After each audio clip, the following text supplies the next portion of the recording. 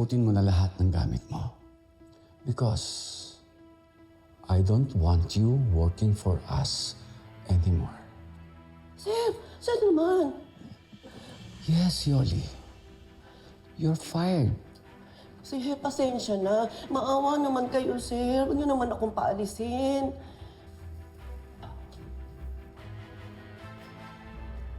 Stop begging, Yoli. Hindi na magbabago ang isip ko. Di ba naman ako kailangan paalisin na eh. Talagang aalis ako dito para hindi na madamay si Marge. Mahal mo naman pala ang anak mo. Mabuti naman at aalis ka na dito at lalayuan mo siya. Pero alam mo, that's not enough. It's not enough na layuan mo siya. It would be good if you disappeared from her life. Entirely. Sir, hindi na naman ako pwedeng basta-basta na lamang paalisin dito. Alam ko lahat ng sekreto niyo.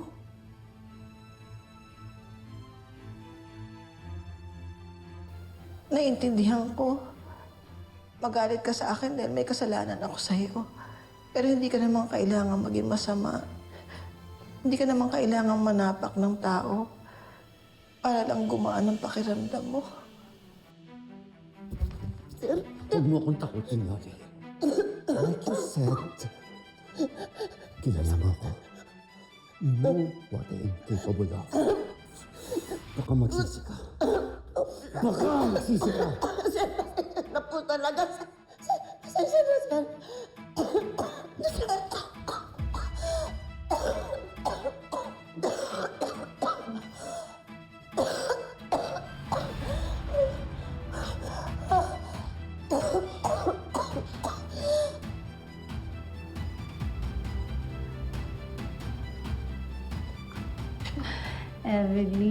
Evelyn. Please don't give me unsolicited advice. I'm not being cruel, darling. I just want to clean my house and get rid of the garbage. So if that's okay with you, baka naman pwedeng bilis-bilisan mo kasi magpapasanitize pa ako ng kwarto ko the moment you leave.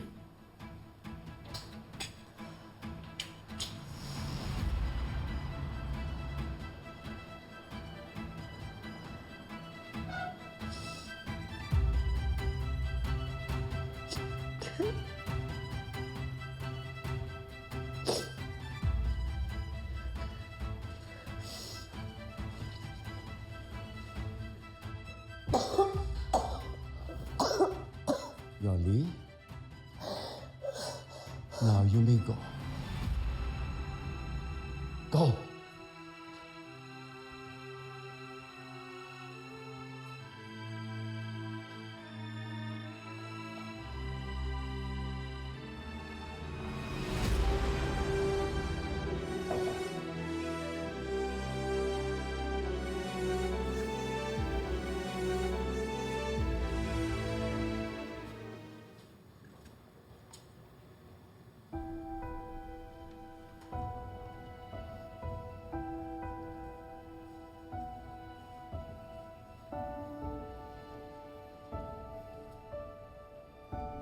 Mama, ready na, Jobert.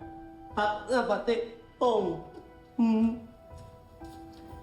Jobert, hindi ka dito, anak. Jobert, hindi na kailangan. Kasi, si Mama lang ang aalis. Iwan, Jobert kay ate. Oo, anak. Kaya, Jobert, makinig ka kay Mama. Magpapakabait ka, ha? Papakabait ka, Jobert. Tapos, magiging good boy ka, magiging good tito ka rin, magiging good brother ka rin kay Marge. Ha? Naiintindihan mo ako?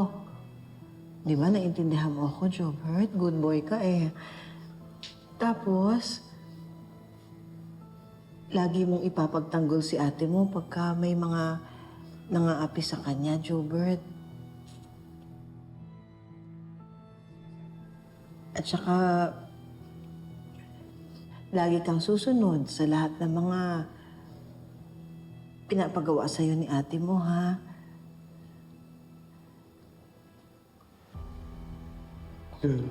Tsaka, lagi mong tatandaan, Jobert. Mahal na mahal ka ni Mama. Ha, Jobert?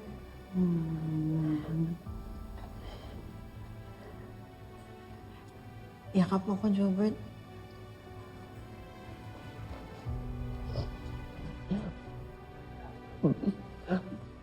Bakit aalis pa din, Mama? Bakit? Naalis si Mama kasi may gagawin si Mama na dapat nung araw niya pa ginawa eh. Basta good boy ka. Good boy ka, ha? Maglaro na muna kayo ni Pong, ha? Iwan din pong dito lang kami kung kami aalis. Tama. Good Opo. boy. I love you. Good boy yan eh.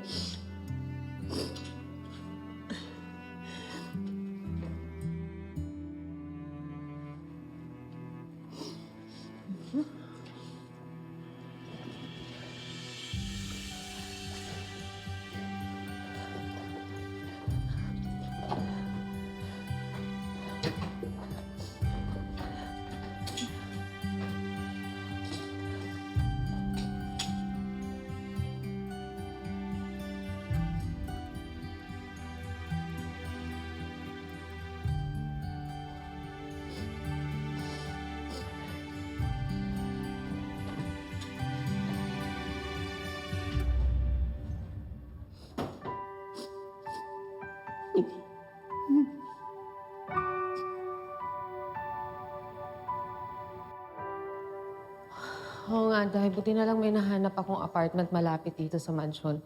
At least madadalaw ko sila anytime. Hana, tawagan kita ulit ha. Sandali lang. Robert? Robert, ano nangyari?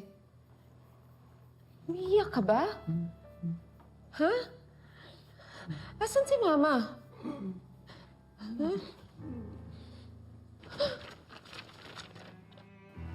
Marge, pasensya na. Nagbago ang plano ko. Hindi na ako tutuloy sa apartment na kinuha mo. Kailangan ko munang pumunta sa mas malayo. Doon sa hindi na kita mapeperwisyo. Mahal na mahal ko kayong magkapatid, kaya hindi ko kayang nakikitang masaktan kayo ng dahil sa akin.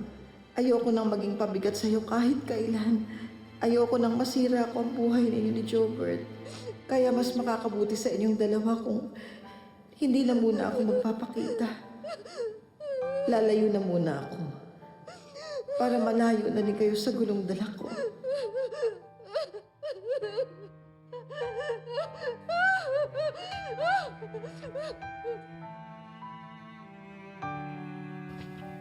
Weng! Weng, asan si Mama? Ay, ma'am, nagpatawag po ng taxi sa baba. Dala niya po yung mga bagahe niya.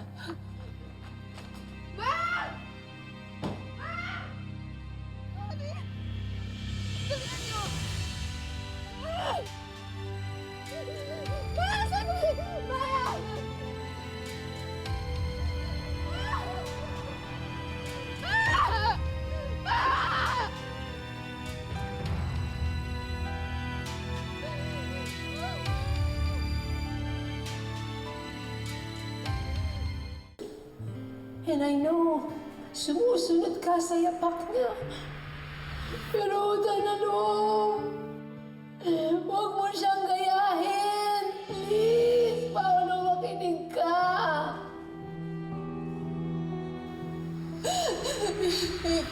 pinipilit kong gayanin lahat, pero bumibigay na rin ako. Do not be as evil as your father, please.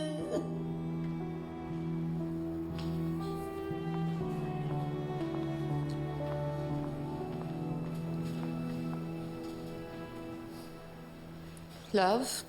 Oh, Nagsisimula na ang chemo infusion kay Jasmine. Okay ka lang ba? Love, kailangan ko lang umalis. Uuwi lang ako ng bahay. May importante lang ako dapat ayusin. Ano yun? Something that I should have taken care of a long time ago. Then after that, everything will be all right. Babalik ako. I promise you.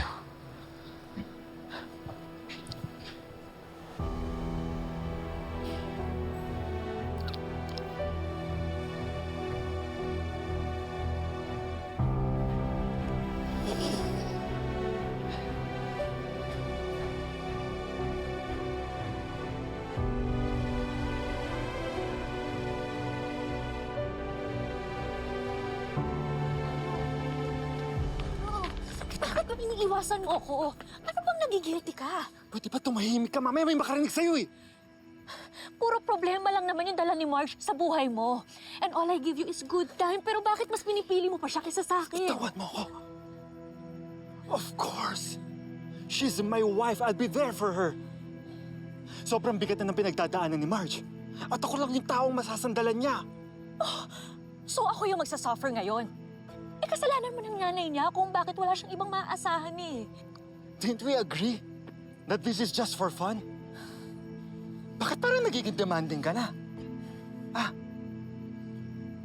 Binibigay ko naman sa inyo lahat Binibigay ko sa iyo lahat ng gusto mo. Pinababayaan ko ba kayong dalawa ni Ashley? What's wrong if I ask for more attention? Eh, di ba nag-e-enjoy ka rin naman tuwing magkasama tayo? Hindi, ito yung napagkasunduan natin. Ayoko na. What? This is over. You're not serious, Paolo. I am. Tapusin na natin to. Pero Paolo, ina ako ng anak mo. Anak ni Edward si Ashley. Yun naman ang napagkasunduan natin, di ba? Paolo, gusto ko pa Nakapag-aayaw na natin, titigil na tayo. Ayoko na. Paolo, gusto ko pa, please. No, we're done. What we have is great. Bakit pa kailangan itigil? Paolo, please, huwag ka namang padalos-dalos. Pag-isipan mo namang mabuti bago ka magdesisyon. I did. Napagdesisyonan ko na. We are ending this right here, right now.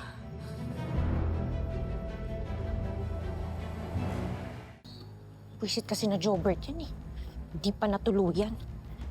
Binigyan pa kami ng problema.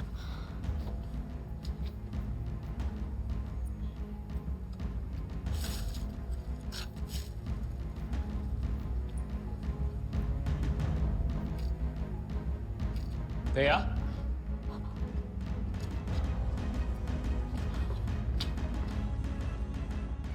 Anong hinahanap mo dito? Hinahanap ko yung earrings ko. Nalaglag yata dito eh. Favorite ko pa naman yun. Kaya hindi pwedeng mawala. Asa na ba yun? Paano naman umabot yung hikaw mo rito? What were you doing sa spot na to? Ano kasi, mahina kasi yung signal sa loob. So lumabas ako to get a better reception. Ano naman? Teka lang. Bakit ba ang dami mong tanong? Hindi ba dapat ikaw ang mag-explain sa akin kung bakit ngayon ka lang nakauwi? Saan ka galing? Dumaan lang ako saglit sa ospital para kamustahin si Jobert at si Jasmine. Sila ba talaga ang dinalaw mo? O baka gusto mo lang talaga makita si Marge? Pwede ba? Huwag mo nga bigyan na mali siya yun. Eh, bakit defensive ka? Alam mo, kung ayaw mong pakialaman kita, huwag mo rin akong pakialaman.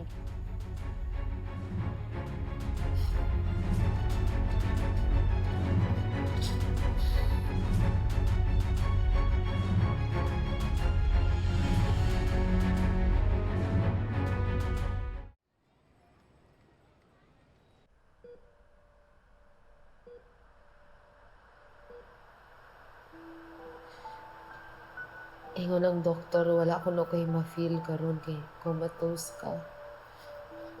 Basog lamang tinuod kay daghan kay kagsamad. Daghan kay kagpangos. Mas ganahan ako makita na natulog ka kaysa makita na ako na nasakitan ka.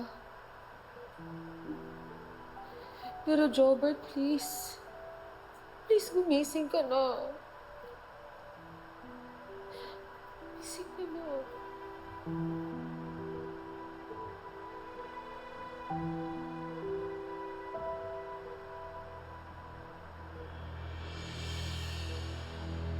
Jobert?